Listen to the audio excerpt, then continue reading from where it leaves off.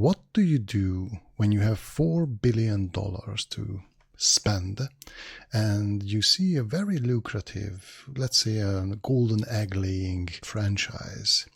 Well, if you plan on buying it, then you definitely should have some rudimentary plans on what you want to do with it. Now, this was not the case with Disney when they bought the Star Wars franchise. Hi everyone, I'm Colin Caraway and welcome to a new episode of Bad Studio Decisions. Now, this time we are going into a bigger one. This will most likely be a smaller series, but let's see how far we get in this first video. So, bad studio decision, maybe the biggest one ever. They did have a lot of very bad decisions along the way after the purchase, but the main one, the absolute source of it, was that they had no plans, no idea what to do with it. Their main problem was that they assumed that the Star Wars name is going to be selling anything. Whatever they create, it will be sold just because you can slap the Star Wars logo on it. Yeah, well, they seem to have a very slow but very rude awakening because Star Wars was not selling well in the past because it was Star Wars, but because people liked it, because there were iconic scenes in the movies, there were interesting background information, the whole feel of it had a Star Wars feel. And if you cannot reproduce that, then you made a seriously bad decision by buying it. There was no strict oversight or coordination in the creation of the new trilogy, and they obviously spread their attention too thin amongst the various projects. So some really, really bad choices were slipping in, and that had a very bad effect on the whole thing. First of all, they ignored all the ideas and recommendations of George Lucas.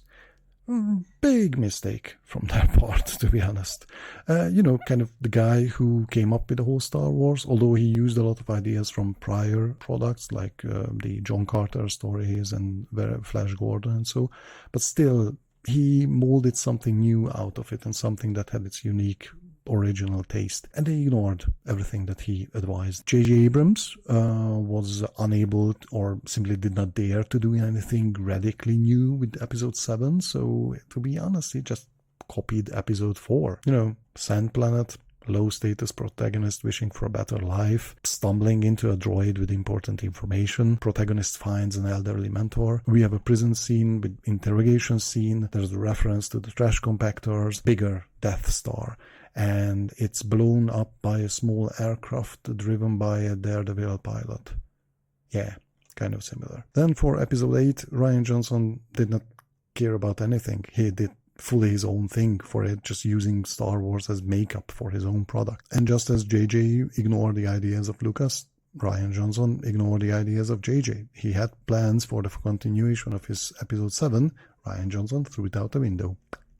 Marvelous idea, didn't really work out. He basically broke the trilogy in half. Then J.J. Abrams coming back for episode 9, trying to save the trilogy with another bunch of highly unoriginal ideas. Somehow Palpatine returned.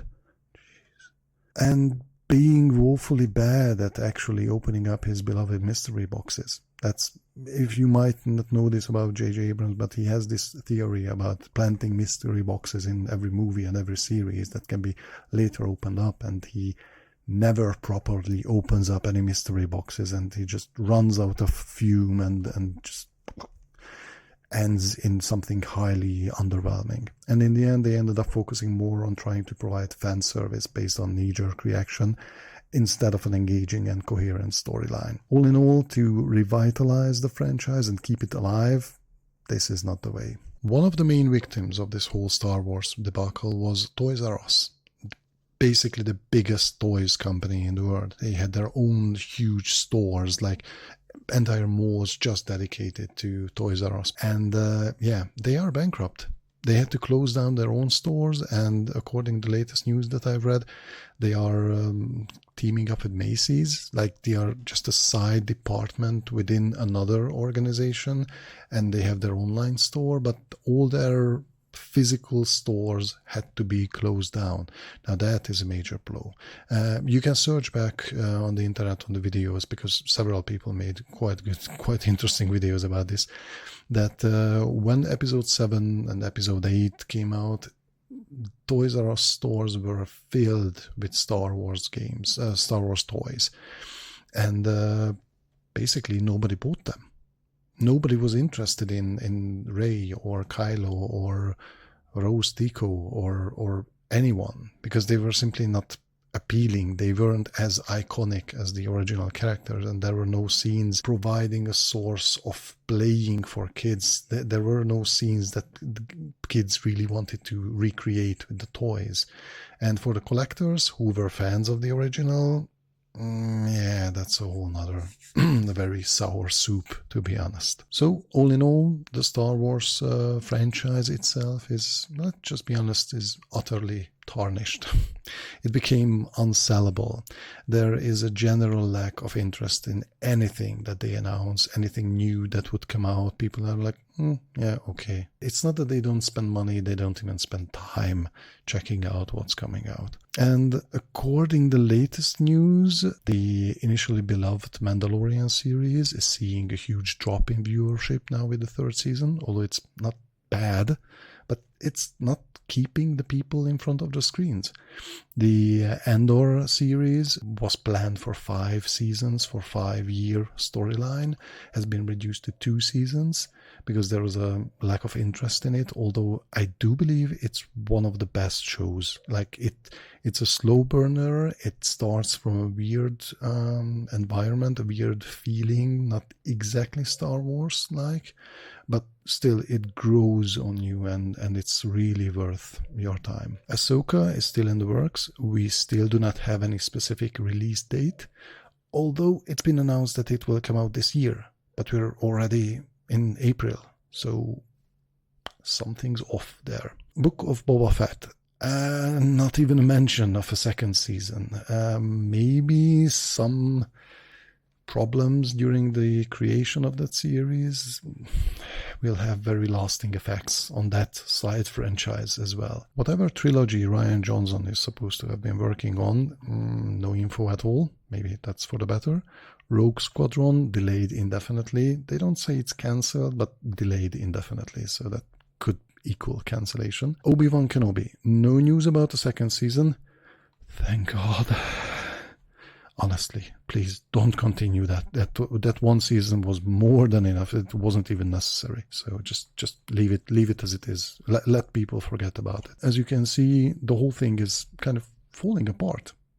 That's it. And huge number of people are let go from the companies, from Disney in general, and from Star Wars related projects as well. They had really high hopes and dreams and a lot of greed regarding Star Wars, but they really failed to recognize that the magical selling power of Star Wars was not just a name, but the actual work, care, and everything that was put into the products before they were presented to the people. They didn't just try to throw something together. They put care in it. They invested time, effort, and energy, and yeah, it was visible, it was perceivable, you could feel it that yes, this was a product of love from the creators. What lesson can we learn from this whole thing? Well, if you plan on buying product or anything for $4 billion, maybe think about if you have any plans on what you want to do with it. If you don't, then don't buy it. If you don't know what you will do with it, don't buy it. No. Don't buy a cow if you don't have a stable. That's simple. I hope you enjoyed this video. Don't forget to like, subscribe, and share as much as possible. If you wish to support me via other channels, you can do that via Redbubble, Amazon, or Patreon. Thank you for your time. Bye.